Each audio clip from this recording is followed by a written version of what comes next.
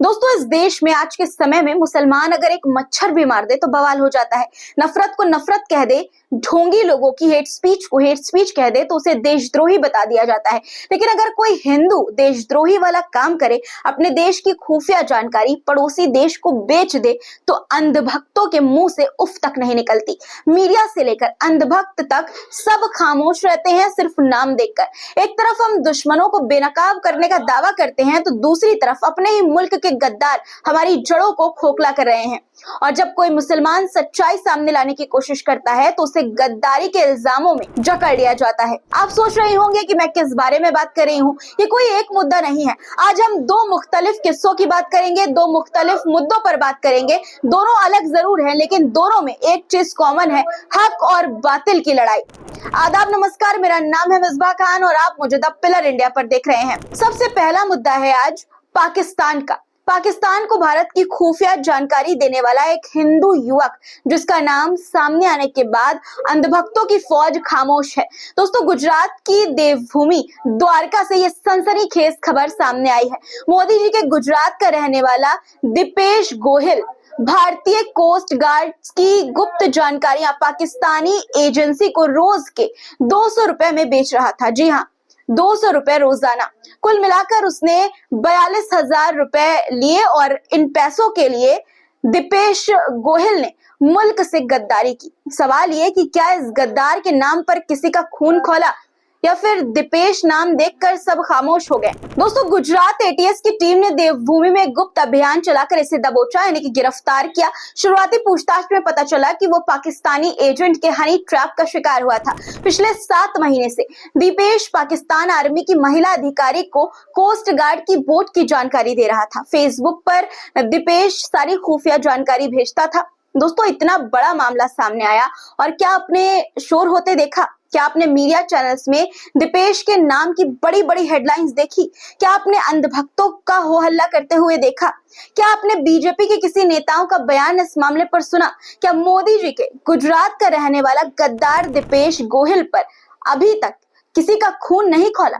पाकिस्तान को भारत की खुफिया जानकारी देने वाला देशद्रोही दीपेश गोहिल पर किसी को गुस्सा नहीं आया? या फिर सब खामोश हैं क्योंकि देशद्रोही का नाम दीपेश है?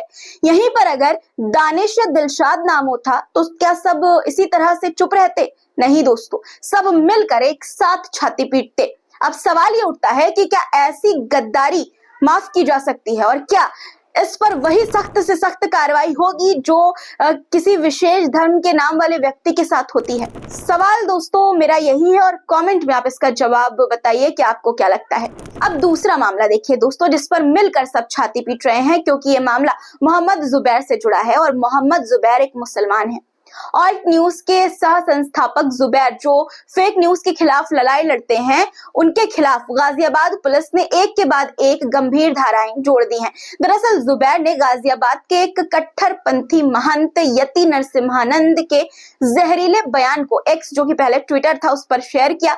ये वही यति है दोस्तों जो इस्लाम और मुसलमानों के खिलाफ जहरीले बयान देने के लिए कुख्यात है। जुबैर का कसूर यह था कि उन्होंने उस बयान को लोगों के सामने लाकर रखा और नरसिम्हानंद के खिलाफ एक्शन की मांग की थी। लेकिन नतीजा ये हुआ कि उनके खिलाफ गाजियाबाद पुलिस ने पहले एफआईआर दर्ज की और फिर एक के बाद एक गंभीर धाराएं जोड़ दी। उन पर भारत की एकता और अखंडता को खतरे में डालने का आरोप भी लगा दिया। इस बात का खुलासा कैसे हुआ ये मैं आपको बताऊंगी। पहले आपको बताना चाहती हूँ कि कौन बड़े लोग मोहम्मद जुबैर के समर्थन में आ गए हैं। बॉलीवुड अभिनेता प्रकाश राज जुबैर के समर्थन में उतरे हैं और उन्होंने कहा है कि नफरत फैलाने वालों पर कार्रवाई करने के बजाय उन पर कार्रवाई हो रही है जो नफरत के खिलाफ रिपोर्ट करता है। और ये बात बिल्कुल सही है दोस्तों। इसके अलावा वरिष्ठ पत्रकार रवीश कुमार ने भी इस मुद्दे पर अपनी बात रखी है। उन्होंने कहा कि यति के खिलाफ खुद यूपी पुलिस ने कार्रवाई की है, तो उनकी आलोचना के लिए जुबैर को क्यों परेशान किया जा रहा है। अब आपको बताती हूँ कि ये मामला क्या है, मोहम्मद जुबैर पर यह आरोप क्यों लगाए गए और इस मामले में कानून का कितना दुरुपयोग हो रहा है और जो गंभीर धाराएं लगाई गई हैं उसका खुलासा कैसे हुआ, वो कैसे सामने आई, ये भी मैं आपको बताऊंगी। मामला शुरू होता है महंत यति नरसिम्हानंद के विवादित बयान से। 29 सितंबर को गाजियाबाद के हिंदी भवन में उन्होंने पैगंबर मोहम्मद सल्लल्लाहु अलैहि वसल्लम के खिलाफ बेहद आपत्तिजनक और भड़काऊ बातें कही। मोहम्मद जुबैर ने इस बयान का वीडियो सोशल मीडिया पर शेयर कर दिया था दोस्तों। बस यहीं से विवाद की शुरुआत हो गई। इसके बाद उदिता त्यागी, जो कि यति नरसिम्हानंद के ट्रस्ट की महासचिव हैं, उन्होंने जुबैर के खिलाफ गाजियाबाद के कविनगर थाने में 7 अक्टूबर को शिकायत दर्ज कराई। आरोप लगाया गया कि जुबैर ने वीडियो को काट छाट कर पेश किया, जिससे माहौल बिगड़ गया। एफआईआर में यह लिखा हुआ है कि 3 अक्टूबर 2024 को रात्रि 9:30 बजे यति नरसिम्हानंद गिरी के किसी कार्यक्रम का वीडियो डालते हुए मुसलमानों को भड़काया गया, जिसमें लोगों को और ज्यादा भड़काने के लिए महाराज के यानी कि यति नरसिम्हानंद के पुराने बयान का भी जिक्र किया गया, जिसमें उन्हें भाजपा नेताओं के अपमान के साथ जोड़ा गया। एफआईआर में त्यागी की तरफ से आरोप लगाया गया कि जुबैर ने यति के भाषणों और वीडियो में से कुछ क्लिप काटकर पोस्ट की, जिससे 4 अक्टूबर की रात को डासना देवी मंदिर पर हजारों कट्टरपंथियों के द्वारा हमला किया गया। गौर करने वाली बात दोस्तों यहाँ पर यह है कि उदिता त्यागी ने अपनी शिकायत में ये नहीं कहा कि वीडियो गलत है। उनका ये दावा है कि काट छाट कर साझा किया गया वीडियो।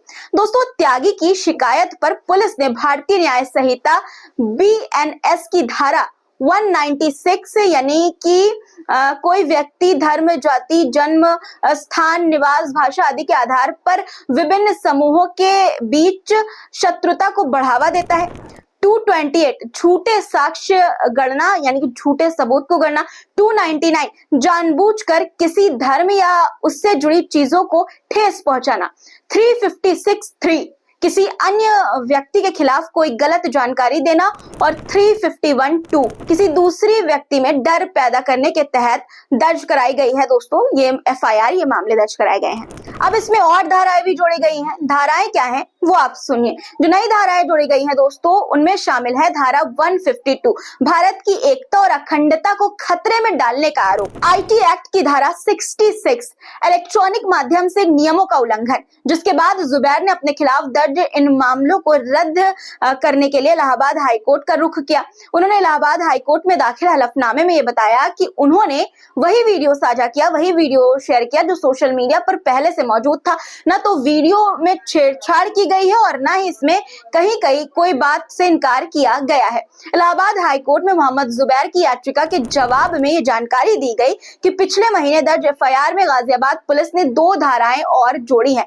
हाईकोर्ट को यह बताया गया कि जुबैर के खिलाफ 8 अक्टूबर को दर्ज की गई एफआईआर में भारतीय न्याय संहिता यानी कि BNS की धारा 152 और IT एक्ट की धारा 66 को भी जोड़ दिया गया है।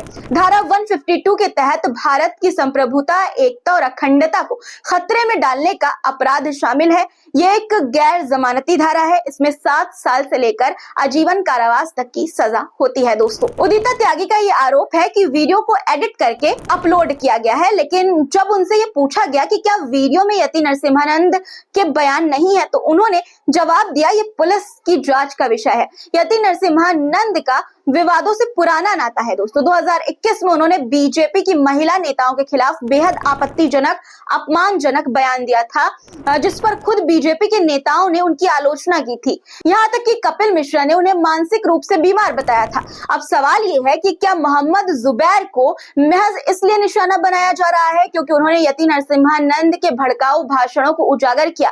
क्या ये एफआईआर अभिव्यक्ति की आजादी पर हमला नहीं है? सोचिए, वो शख्स जो सच्चाई उजागर कर रहा है उस पर केस दर्ज हो रहा है, लेकिन जो नफरत फैलाने वाले बयान दे रहा है उसके खिलाफ कोई कार्रवाई क्यों नहीं हो रही है? क्या सच्चाई को सामने लाना अब इस मुल्क में जुर्म बन गया है? क्या अपने हक के लिए मुसलमानों का आवाज उठाना इस मुल्क में जुर्म बन गया है?